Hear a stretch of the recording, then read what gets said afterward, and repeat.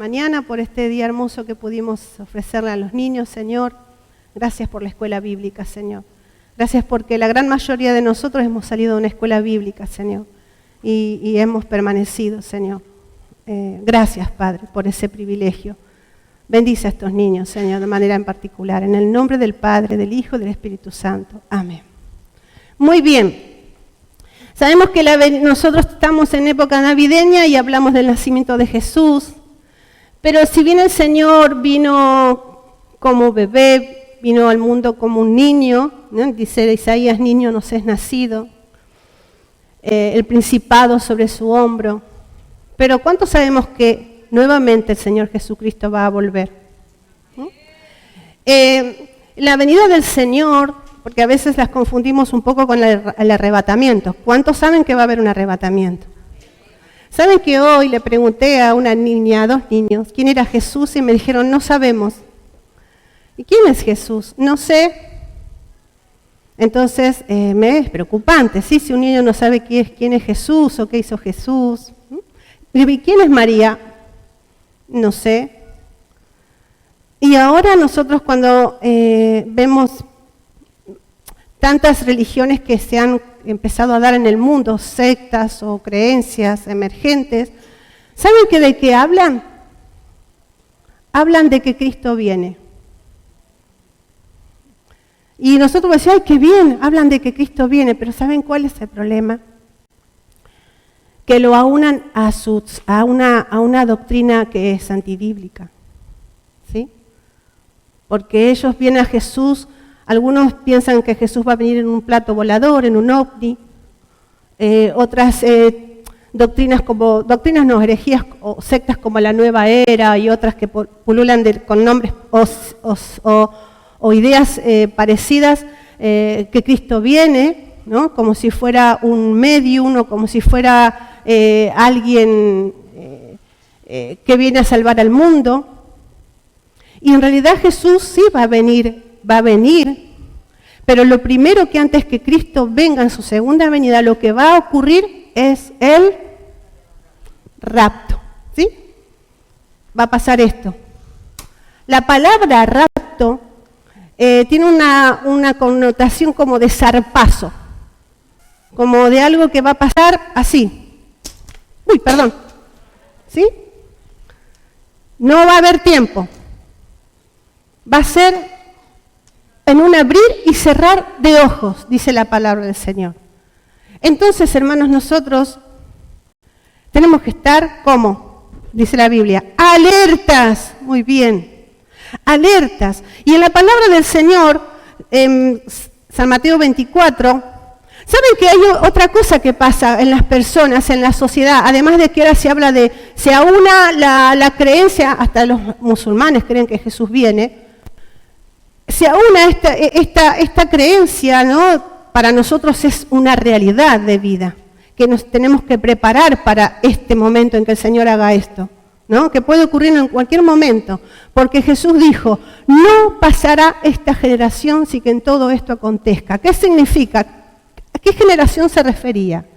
A la generación después de Cristo. Nosotros. Está la generación antes de Cristo y está la generación después de Cristo. Nosotros que somos la generación después de Cristo. Y es en esta generación en que el Señor va a llevar a su iglesia. No a su iglesia por entera, sino a aquellos que estén preparados, alerta, como dijo Encarni.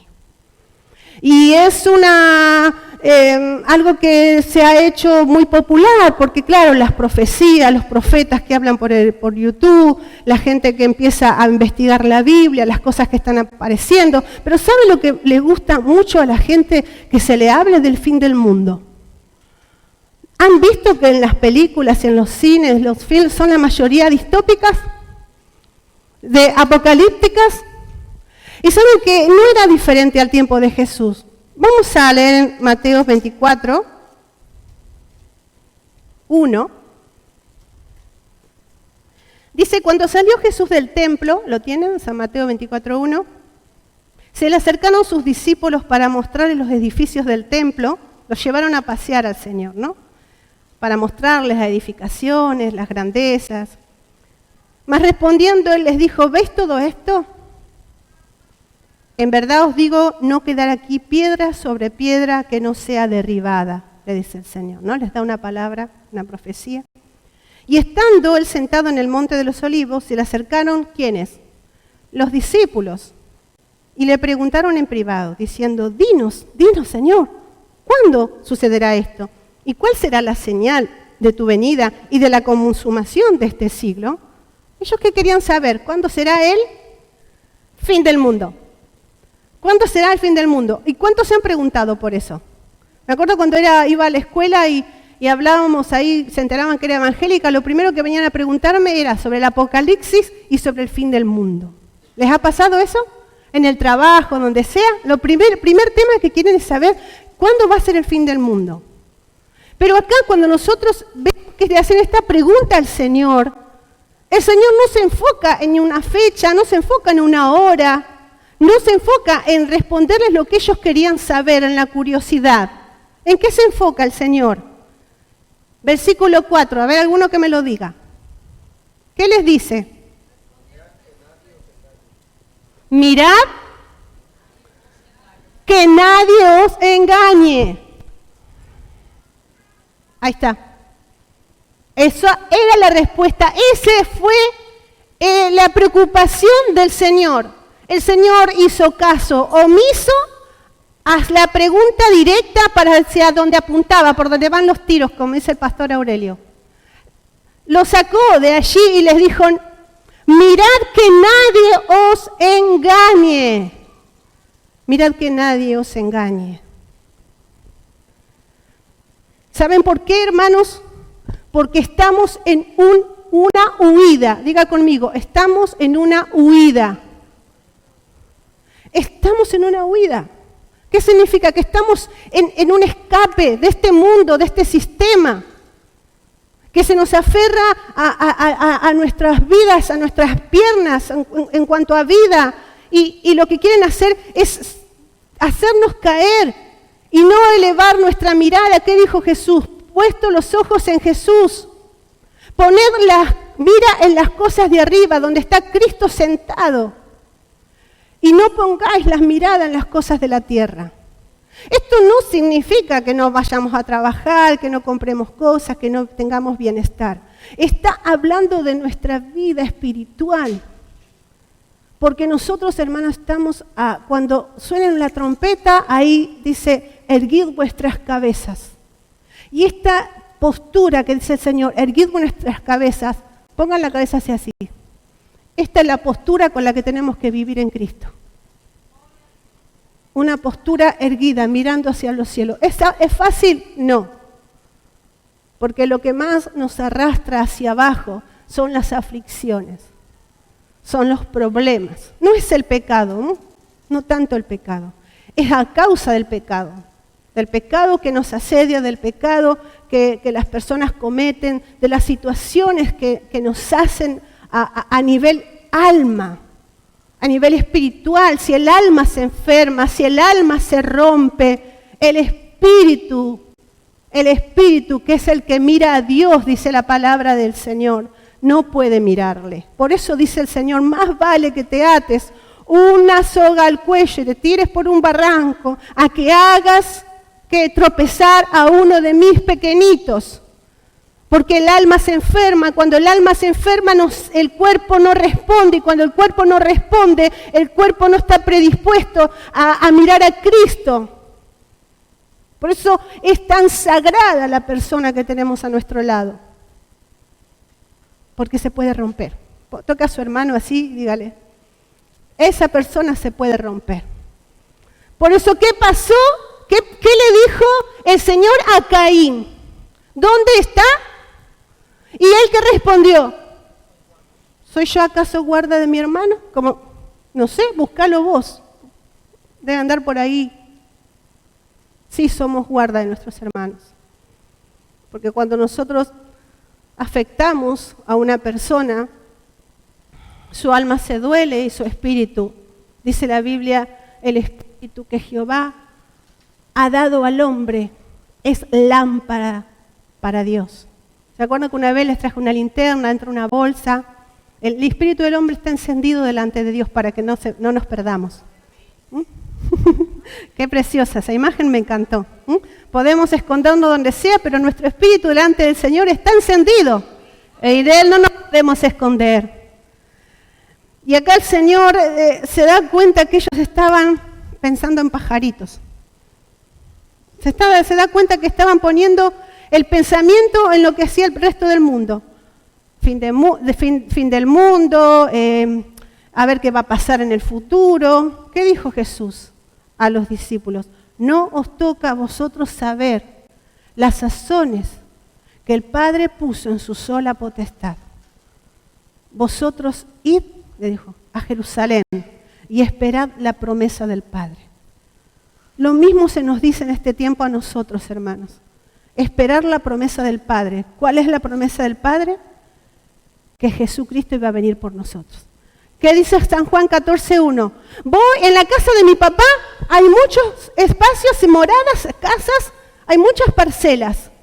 Voy a preparar lugar para vosotros. Y cuando termine, cuando prepare el lugar, vendré otra vez y os tomaré a mí mismo, como una mamá que alza a su pequeño. Y os llevaré conmigo para que donde yo estoy, vosotros también estéis. Es una promesa.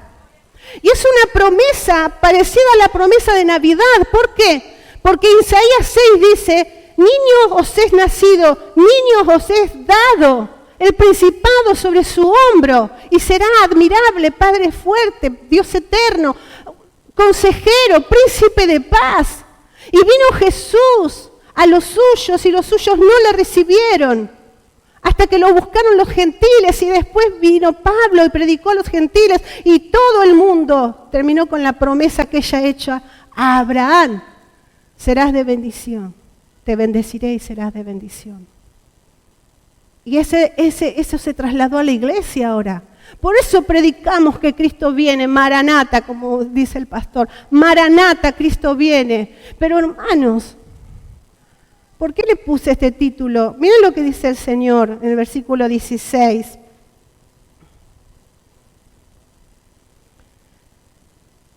(17) El que esté en la azotea no baje a sacar las cosas de su casa, y el que esté en el campo no vuelva atrás por su capa. Estamos en una huida. ¿Qué representa una capa? ¿Qué representa una capa? La capa representa abrigo, ¿qué más? Protección, ¿sí? Cuidarnos del aguacero, del frío. Ahora, si el Señor nos hiciera una pregunta a cada uno de nosotros y nos preguntara, ¿cuál es tu capa? ¿Qué cosas te aferran a este mundo? Porque la capa representa seguridad. La capa representa muchas cosas. ¿Cómo puede ser que en medio de una huida el Señor tenga que decirles, no vuelvan por su capa? ¿Qué pasó con la esposa de Lot? ¿Se acuerdan? Iban huyendo y le dijeron los ángeles, no miren atrás. ¿Y ella qué hizo? Miró atrás, miró lo que dejaba, miró lo que le daba seguridad, quizás como toda mujer, su casa, sus cosas, sus muebles recién comprados, su sofá, no sé, ¿no? Contemporizando. ¿Qué miró ella buscando una seguridad cuando el Dios de los cielos le dijo, ve hacia adelante, a donde yo te mostraré, a donde te lleva mi vida, mi camino? Yo soy el camino, la verdad y la vida. Hermanos, nosotros estamos en una huida. ¿Cuál es la capa? Nos pregunta en esta mañana el Señor. ¿Qué responderíamos? ¿Qué responderíamos, no? Habría que mirar, ¿no? Hacer una introspección, mirarnos hacia adentro, mirar hacia dónde nos lleva la vida, hacia dónde queremos ir. Alguien dijo que debíamos vivir como si Cristo viniera hoy y hacer planes como si fuéramos a vivir 100 años. Está muy bien, yo estoy de acuerdo con eso, ¿sí? Hay que hacer planes en la vida, porque para eso se nos entregó la vida. Pero ¿qué pasa si esas cosas nos aferran los pies a esta tierra y no nos deja volar hacia la presencia del Señor, ¿sí? Por eso el Señor no respondió a esa pregunta, sino que le dice, mirad, nadie os engañe. Vamos al versículo 4. Porque vendrán muchos en mi nombre. Él acá va a separar las cosas en tres etapas. Va a hablar de la parte política, lo que va a pasar a nivel político, a nivel cosmológico y a nivel social. A nivel político va a decir, acá en el texto, que se levantarán guerras y oiré de rumores de guerra, nación contra nación, ¿sí? Pero dice, estas cosas tienen que suceder, pero aún no es el fin. Luego dirá, habrá terremotos. Esa es la parte cosmológica. Y luego va a decir, y va a haber hambre. Esa es la parte social. ¿Lo hay? ¿Están esas cosas ahora sucediendo? Dice que son principios de dolores, dice aquí. Están sucediendo. ¿Qué nos dice esto a nosotros? Que Jesús está en camino. Que esto puede ocurrir en cualquier momento. Y esto no nos debe dar miedo, nos debe dar gozo. En Apocalipsis termina el último capítulo, la iglesia dice, ven Señor Jesús. ¿Qué dice la iglesia? Sí, ven Señor Jesús. Él dice 3 veces, aquí vengo pronto, yo vengo pronto, aquí vengo pronto, y la iglesia 3 veces responde, sí, ven Señor Jesús, sí, ven Señor Jesús, sí, ven Señor Jesús. Tenemos que amar la venida de Jesús, porque al amar la venida de Jesús, vamos a estar pendientes que como una Navidad que se pudo profetizar desde el Génesis y ocurrió con el nacimiento de Jesús, el hecho de decir, sí ven Señor Jesús, estamos anunciando que el cumplimiento de que Cristo viene por nosotros es una realidad en nuestras vidas y nos va a santificar, nos va a rectificar, nos va a poner en vereda, nos va a poner en el camino correcto. Nosotros no somos una secta. ¿Qué somos? Somos iglesia. ¿Somos religión? No somos religión. ¿Qué somos? Iglesia. La iglesia de Jesucristo. Somos la congregación de los santos en luz. Somos el cuerpo de Cristo. Institucionalmente sí somos iglesia evangélica pentecostal. Amén, pastor. Somos pentecostales, ¿no? Aquí. La iglesia bautista, eso es denominacional. Pero la iglesia es una en el mundo. Pero lamentablemente cuando esto ocurra, el Señor va a llevar una iglesia que lo ha estado esperando, como las vírgenes, ¿sí? Había 5 preparadas y 5 no, ¿sí? Va a haber una iglesia, pero va a quedar una iglesia. Y esa iglesia va a tener que pelear por una fe. Va a tener que sacrificar mucho, ¿sí? Por eso el Señor más abajo le dice, cuando habla de la parte política, cuando dice que habrá hambre, ¿hay hambre en la tierra? Hay hambre en la tierra. Hay hambre aquí nomás. No solo hambre de comida, hay hambre de Dios. Usted camina por la Rambla, cada cuadra hay gente que está tirada ebria hasta no dar más, jóvenes, niños, niños no adolescentes. Uno los ve y uno dice, Señor, tan jóvenes o gente mayor, gente que duerme en la calle, gente que está pidiendo, gente que está drogada. ¿Lo han visto? Sobre todo ahora en Navidad, cada una cuadra 2 o 3 personas pidiendo y uno los ve en ese estado. Hay hambre de cobijo,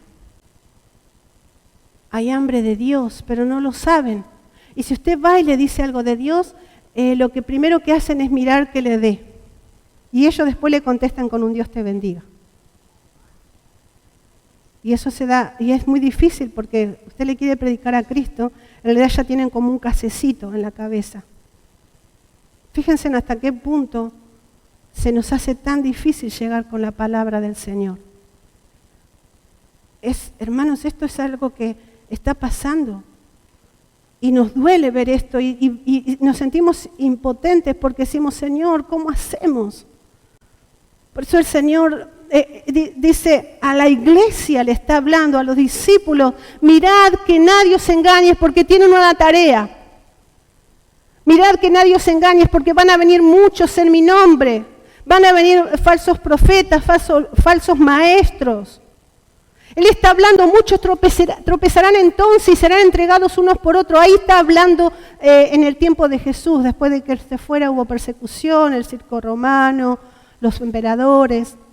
En el año 70 el templo fue destruido. Está hablando el Señor una profecía local, pero también una profecía más hacia adelante, hacia nuestros tiempos, ¿sí? En el versículo 12 dice, el amor se enfriará. ¿Por qué causa? ¿Por qué causa el amor se enfriará?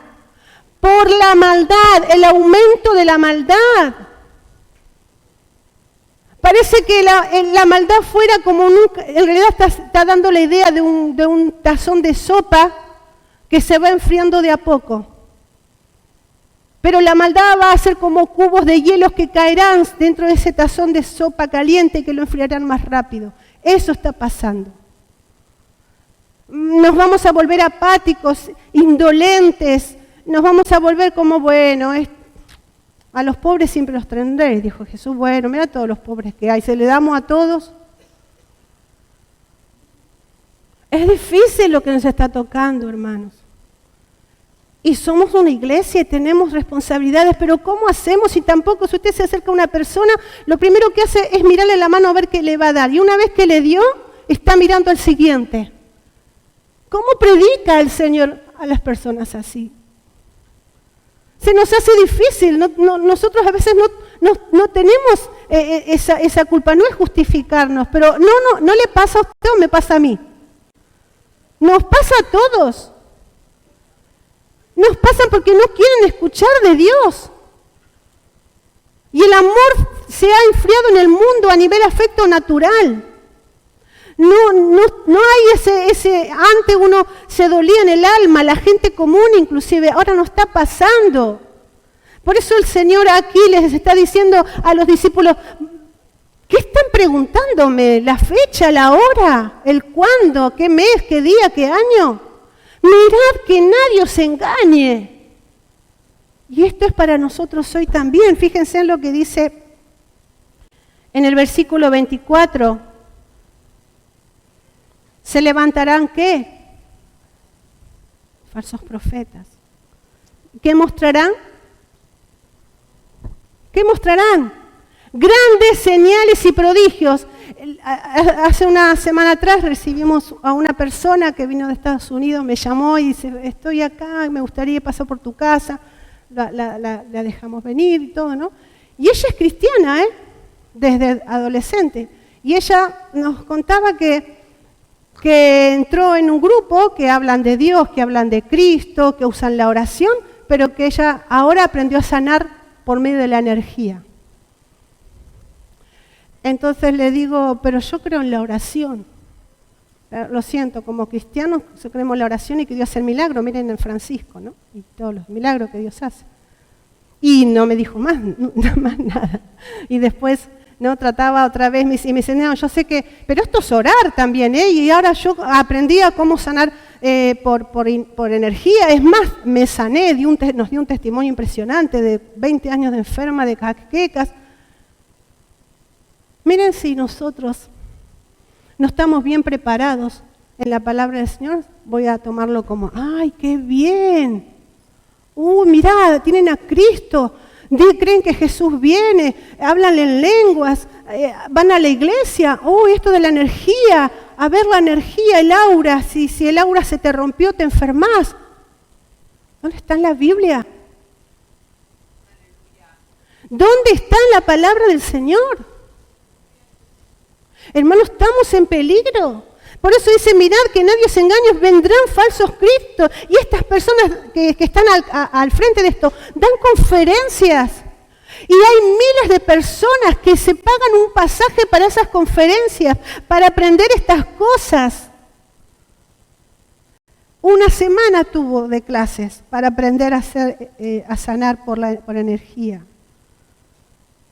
También dice en el versículo 26, mirad, les van a decir, está en el desierto, está en una habitación secreta. ¿Qué dice el Señor? No vayáis, no vayáis. Cuando estábamos en Argentina, a nosotros nos invitaban a ir a otro país para recibir unción. Tienen que ir a recibir unción. Tienen que recibirlo porque... Y yo decía, entonces no tengo unción, pero ¿qué es la unción? ¿Qué dice que es la unción? El derramamiento del Espíritu Santo por creer en Jesucristo. Cuando la palabra es viva y eficaz en nuestras vidas, cuando la palabra de Dios se cumple, cuando la palabra de Dios hace mella en mi corazón y la sigo y la continúo y me voy perfeccionando en la fe y me fortalece, porque la palabra, ¿qué dijo Jesús? Las palabras que yo os he dado son espíritu y son vida. Y tanto me insistió una amiga pastora que la acompañé. En vez de viajar, estas personas vinieron a la Argentina y me dice, Fabiana, ella tenía un cáncer terminal. Fabiana, quiero que me acompañes, por favor. Era mi amiga, el Señor, partió con el Señor, pero ella estaba buscando desesperadamente salir de esta situación. Y digo, bueno, te voy a acompañar. Me acuerdo que subimos a una furgo, una combi. Iban varias personas a ver a estas personas que venían de afuera. Y mientras íbamos en la noche, el chofer se durmió y la camioneta iba haciendo así. ¿De qué hubiera servido ir a buscar no sé qué cosa si moríamos? Entonces dijimos, Señor, el volante. Ay, perdón, se detuvo, durmió un par de horas, estaba sin dormir el hombre. Miren, yo digo, Señor, no sé cómo me tiene esa locura, pero lo hice por amor a ella. Y cuando llegamos ahí, estaba lleno de gente, y había unos hombres guardaespaldas detrás de estas personas que tenían este ministerio, esta unción, así enormes. Y ella me dice, Fabiana, me tenés que llevar, ella no podía caminar, ¿no? Me tenés que llevar hasta adelante. Y yo digo, Señor, ¿cómo paso esa barrera de hombres tan grandotes? Aparte de estos pastores, si tenían tanta unción, ¿por qué se ponían guardaespaldas? ¿Por qué había toda esa movida, todas esas cosas tan... Entonces lo hice y le acompañé hasta adelante, y cuando le digo a un señor, por favor, mi amiga está muy mal, ¿me deja pasar? No solo si los pastores sienten a quién llamar. Y ella me miró y me dijo, vamos. Se vino triste. Le hicieron dudar de su fe, le hicieron dudar porque estaba enferma, le hicieron dudar, una mujer preciosa de Dios, de palabra, de servicio, porque la Biblia dice que por sus frutos los conoceréis. A los pocos meses falleció. Y yo me quedé con ese sabor amargo de que alguien al que le rogué que la dejara pasar para que el pastor le impusiera las manos, me dijeron, no, ellos eligen, Dios les dice a quién llamar. Muy duro, hermanos, estas cosas. Por eso Jesús dijo, mirad que nadie os engañe. Vas a decir, anda al desierto, ahí está Jesús. Anda a una habitación, ahí te está esperando. No vayáis, porque podés perder la vida, no la física. Podés perder la visión, podés desenfocarte de Jesucristo. Vamos al libro de Génesis, capítulo 21. Abraham, a veces cuando leemos el capítulo 21, 22 de Génesis, donde el Señor le pide sacrificar a su hijo, decimos, ¿cómo Dios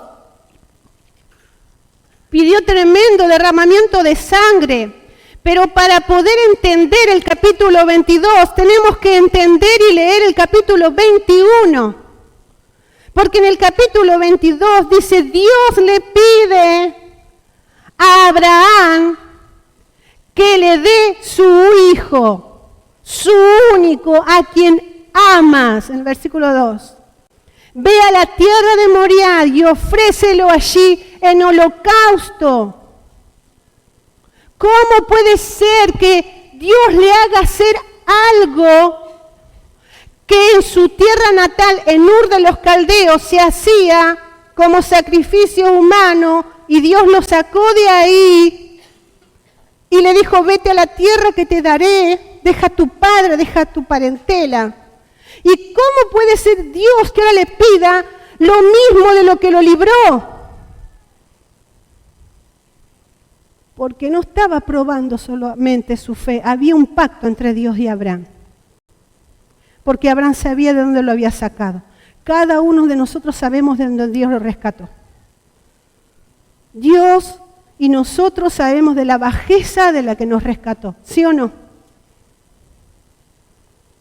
¿Quiere Dios que volvamos a esa bajeza? No, pero Dios tuvo que probar a Abraham, si todavía Abraham se acordaba de la bajeza de donde lo sacó.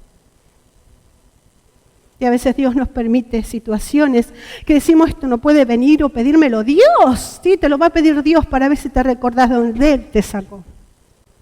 Por eso cuando Abraham va caminando, el hijo que le dice, Padre, tenemos la leña, tenemos, ¿qué más? El fuego, pero ¿y el cordero? ¿Y qué le dijo Abraham a su hijo? Hijo, Dios se proveerá a sí mismo del cordero para el holocausto. Ahí estaba. Eso es lo que Dios probó en Abraham.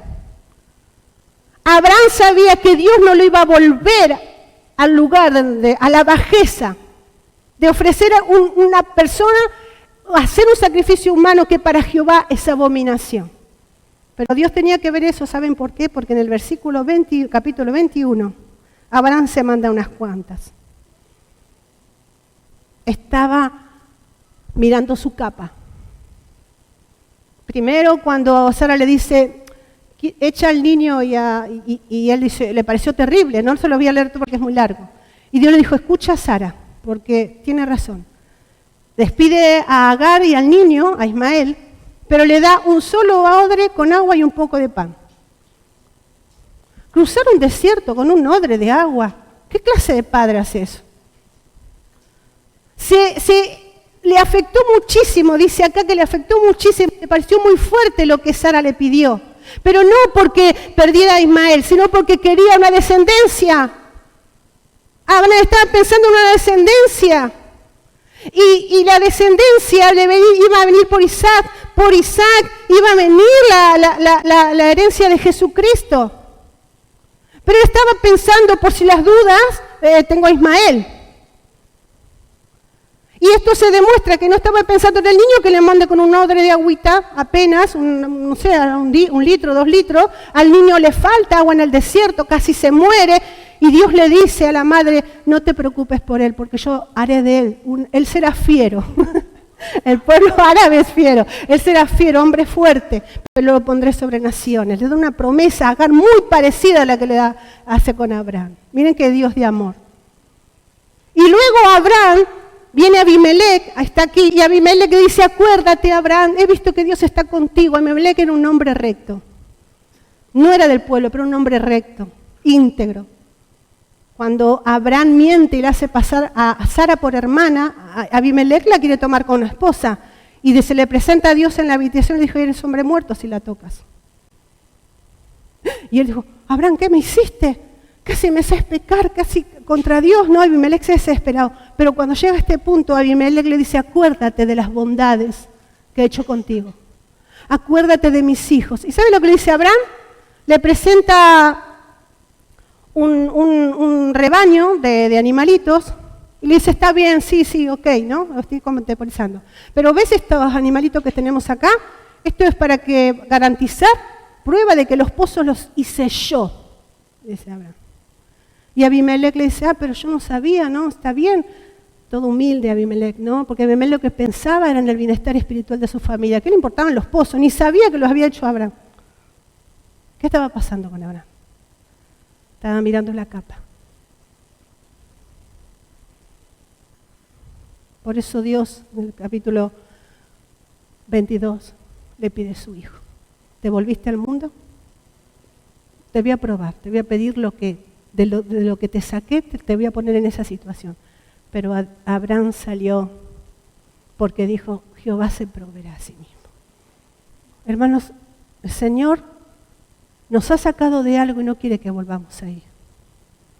Pero va a poner situaciones en nuestras vidas para ver si nosotros todavía estamos ahí.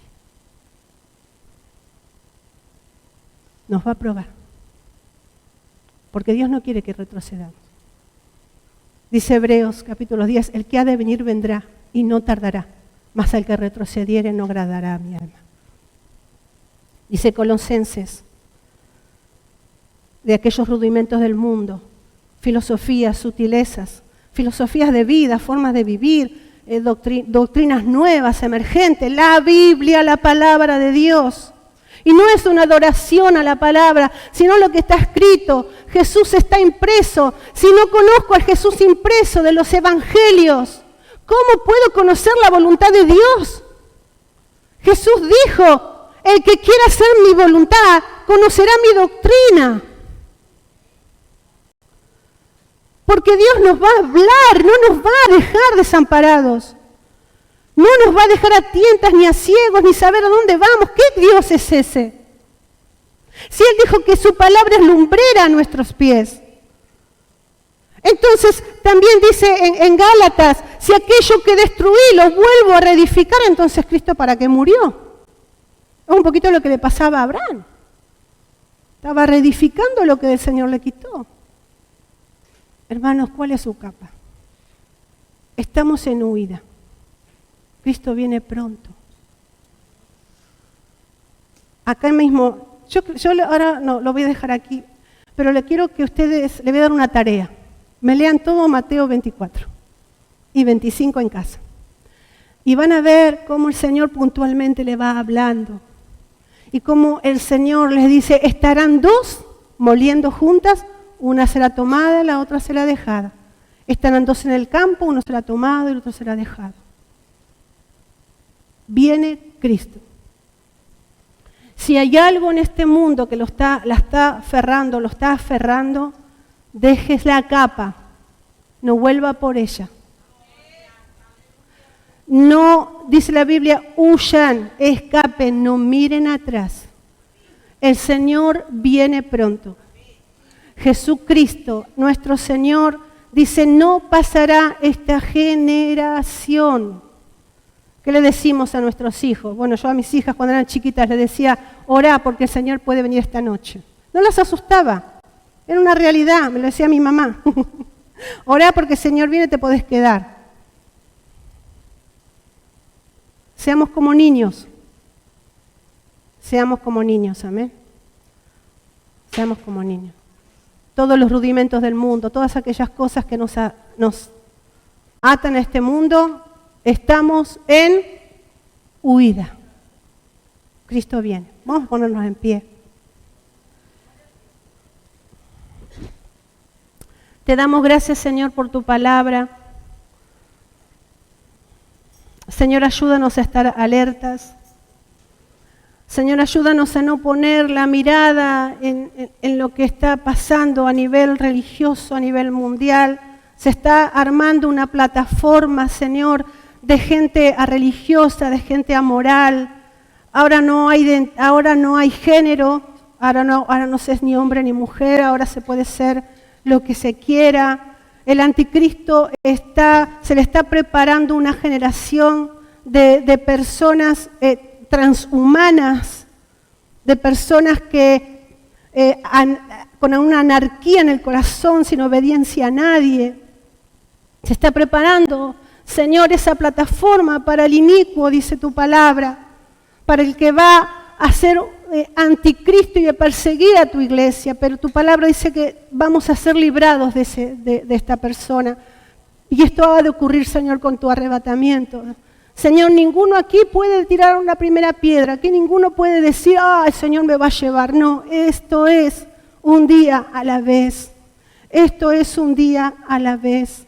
Ayúdanos, Señor, a no tener una capa que nos haga mirar hacia atrás. Que podamos, Señor, mirarte a ti, Señor, y esperarte, y hacer planes y vivir una vida plena y ser alegres. Pero ayúdanos, Señor, a tener esa visión porque tú hiciste una promesa y tú la cumples. Te damos gracias, Señor, porque así como naciste como hombre en la Navidad, así también, Señor, se va a cumplir esta segunda venida, Señor, Aleluya. en persona. Amén, amén, amén. Y nos encontraremos contigo en los cielos. Señor. Gracias, Gracias. Señor. Amén.